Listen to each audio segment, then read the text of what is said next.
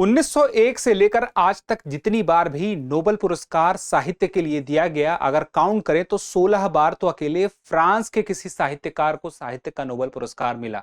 लेकिन 2025 में साहित्य का नोबेल पुरस्कार फ्रांस के साहित्यकार को नहीं बल्कि एक हंगरी के साहित्यकार को मिला है। अब यह पुरस्कार क्यों महत्वपूर्ण है, यह कौन व्यक्ति है, इनके बारे में जानेंगे और इस पुरस्कार की कुछ खास बातों को इस वीडियो में जानेंगे। सबसे पहले ये जानते हैं कि वह व्यक्ति कौन है जिन्हें मिला है। तो इनका नाम है, देखिए, लाज़लो क्रांस होरकाई। अब लाज़लो क्रांस होरकाई को जो मिला है, सबसे पहली बात 2025 के लिए मिला है। अब नोबेल पुरस्कार 6 श्रेणियों में मिलता है। 6 श्रेणियों में इन्हें जिस श्रेणी के लिए मिला है वो है साहित्य।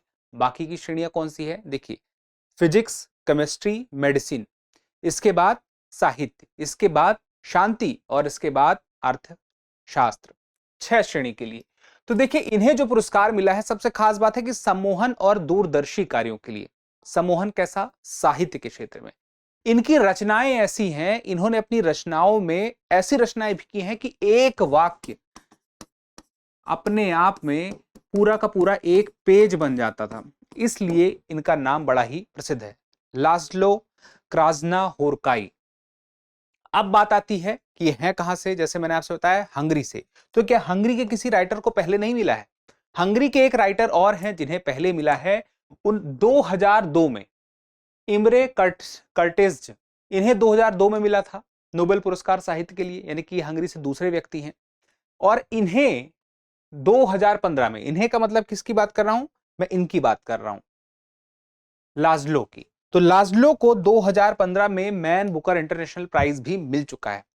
अब लाज़लो की खास बात यह है कि इनकी रचनाएं, मैंने क्या कहा था कि एक वाक्य भी इनका एक पेज के बराबर हो जाता था, एक पेज से ज्यादा बड़ा हो जाता था।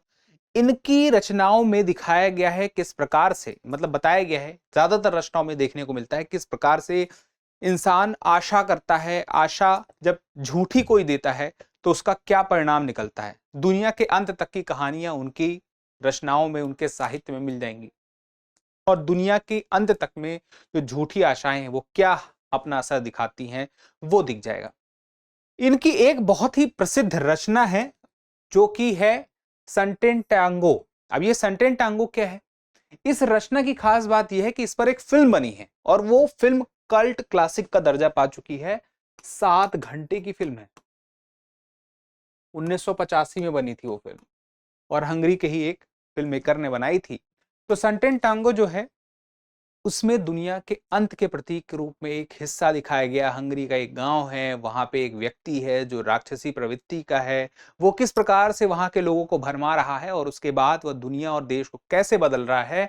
वह गांव जो पूरी दुनिया से अपने आप को अलग महसूस करता है और अलग है, वह कैसे पूरी दुनिया में अपना प्रभाव नकारात्मक तरीके से दिखा सकता है। उसके अलावा कुछ अन्य रचनाएं हैं। ये रचनाएं भी आपको तो याद रहे, the melancholy of resistance, Baron Wenckheim's homecoming. इसके अलावा अब बात आती है, आपको थोड़ा सा पता रहे नोबेल पुरस्कार के इतिहास के बारे में। तो नोबेल पुरस्कार, जैसा कि सबको पता है, 1901 में पहली बार दिए गए थे। अब ये नोबेल पुरस्कार अस्तित्व में कैसे आए, तो हमें सबको पता है, अल्फ्रेड नोबेल की वजह से ये पुरस्कार आया। क्योंकि अल्फ्रेड नोबेल ने क्या किया था, अपने मरने के पहले जो अपने इच्छाओं के बारे में लिखा था, तो वहां पे ये भी जानकारी रखी थी। फिर यहां पे पुरस्कार देने की शुरुआत हुई। 6 श्रेणियों में पुरस्कार आज की डेट में दिए जाते हैं। किस श्रेणी के लिए कहां दिया जाता है, इसका कहां दिया जाएगा, अभी तो घोषणा हुई है। तो अब घोषणा अगर हुई है तो लाज़लो को पुरस्कार कहां मिलेगा, तो इनको पुरस्कार मिलेगा स्वीडन में।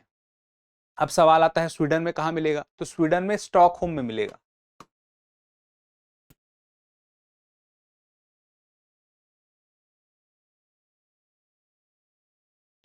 और कब मिलेगा, तो यह मिलेगा 10 दिसंबर को। अच्छा, आपके मन में सवाल आ रहा होगा कि इन्हें कैसे मिला। दरअसल कई लोगों का नाम शॉर्टलिस्ट होता है, कई अलग अलग जैसे सोर्सेस से इकट्ठा किया जाता है, अंत में एक नाम तय होता है जो चयन समिति तय करती है।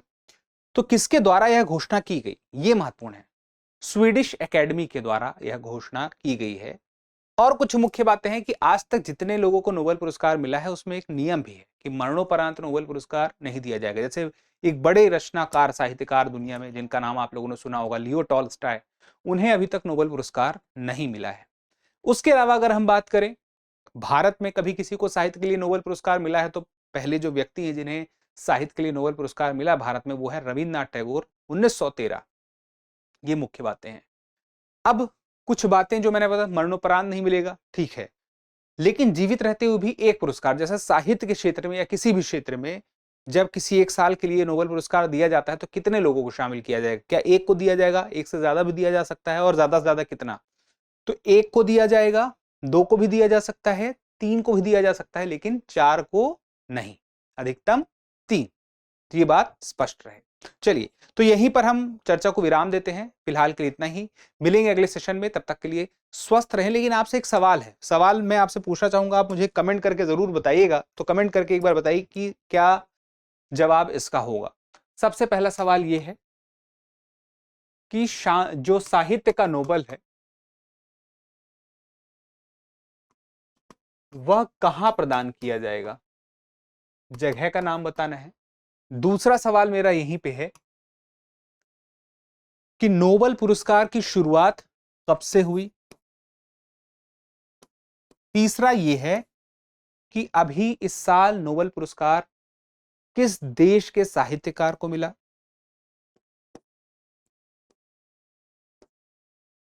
का देश कौन सा है?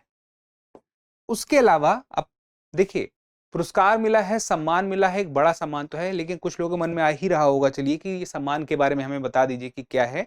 तो देखिए, 11 मिलियन हम कह सकते हैं स्वीडिश क्रोना करके मिलेगा, जो वहां की हम कहते हैं मुद्रा है SEK, ये स्वीडिश करेंसी है SEK, और ये 11 मिलियन है, तो हम इस तरह से कह सकते हैं कि लगभग 9 गुने से भी ज्यादा रुपए में मिलेगा। इसके अलावा एक मेडल मिलता है जो सोने का, पहले तो 23 कैरेट का सोना होता था, बाद में उसकी क्वालिटी कम की गई, फिर उसमें 23 कैरेट का एक हम लेयर लगाते हैं। उसके अलावा देखें तो एक प्रमाण पत्र भी मिलता है, तो ये भी मिलता है। चलिए, इन 3 सवालों के जवाब दीजिए। मिलते हैं अगले सेशन में, तब तक के लिए क्या करना है आपको? स्वस्थ रहना है, मस्त रहना है, पढ़ते रहना है। धन्यवाद। अब एग्जाम की तैयारी को और बेहतर करने के लिए हमारे चैनल को लाइक, शेयर और सब्सक्राइब करना ना भूलें।